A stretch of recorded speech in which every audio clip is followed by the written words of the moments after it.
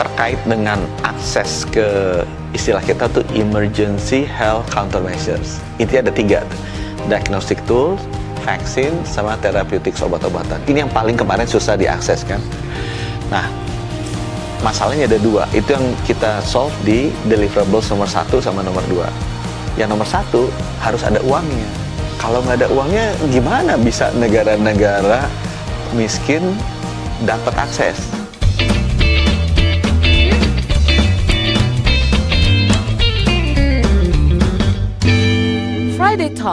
Friday Talk. Satu tadi yang menarik juga, soal sertifikasi perjalanan digital. Itu kalau saya membayangkan seperti Peduli Lindungi atau seperti apa, Pak?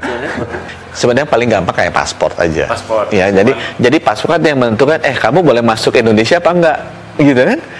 Segala macam orang di dunia protokolnya sama kan? Dia pegang paspor aja dokumennya. Sama visa lah, mungkin 2 paspor sama visa.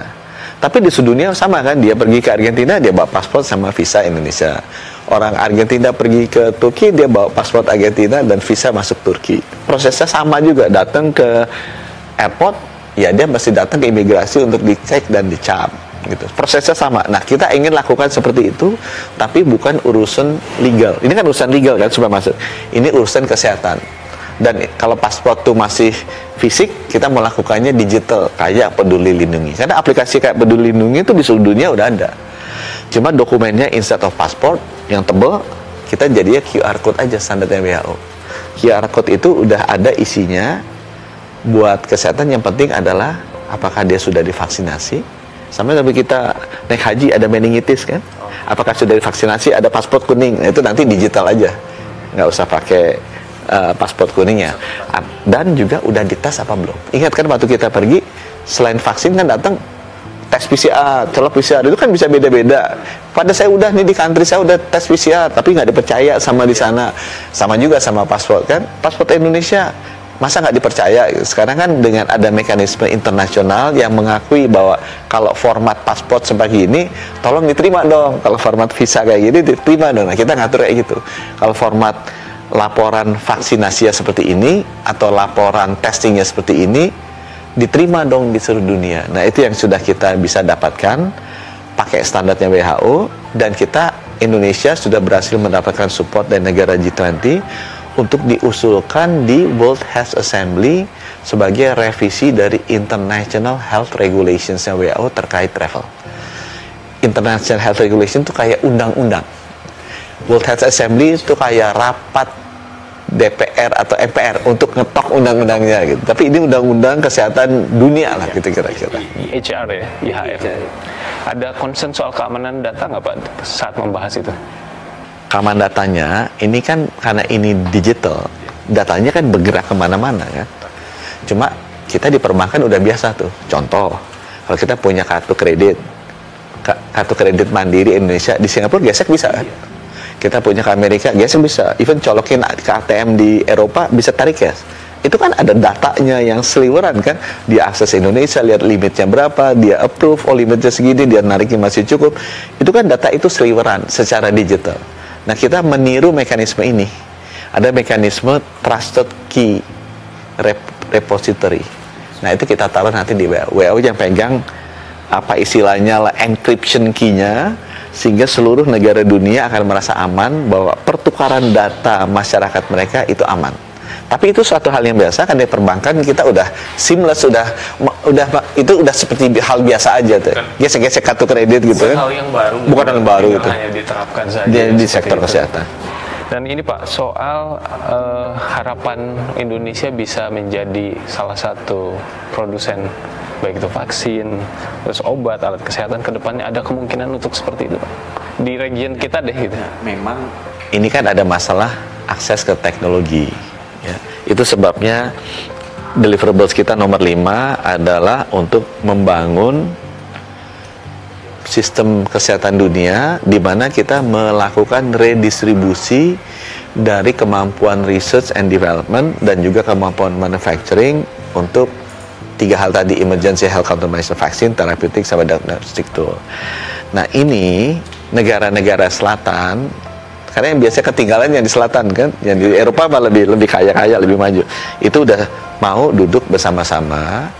Nah, ketujuh negara selatan ini nanti akan dibantu oleh negara-negara G20 yang dari utara, dari sisi akses ke teknologi, dan juga dari WHO.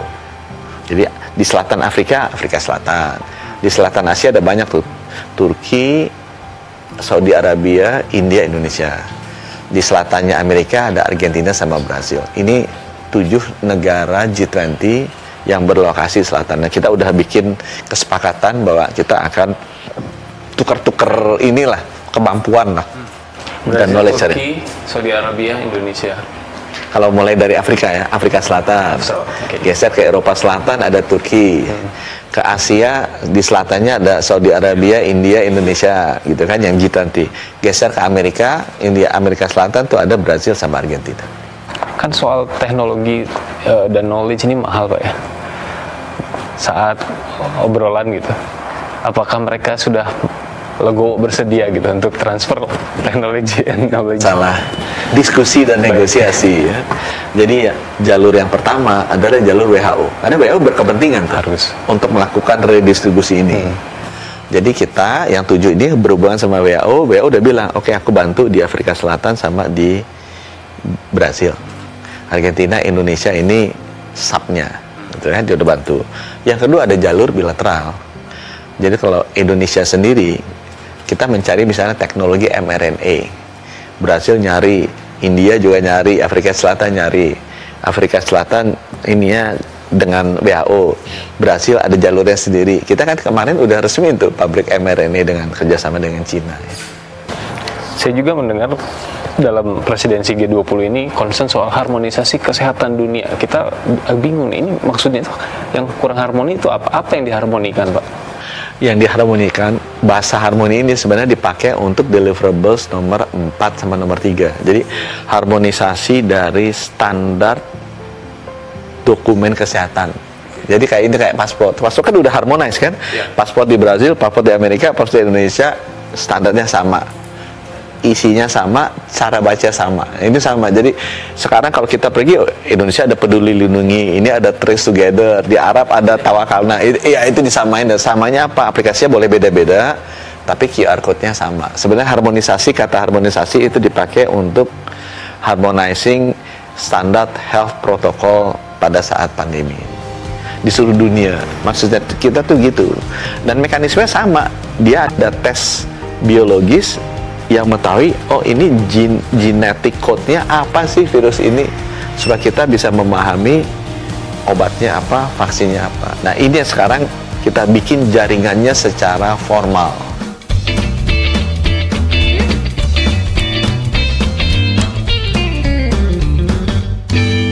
Friday Talk. Friday Talk.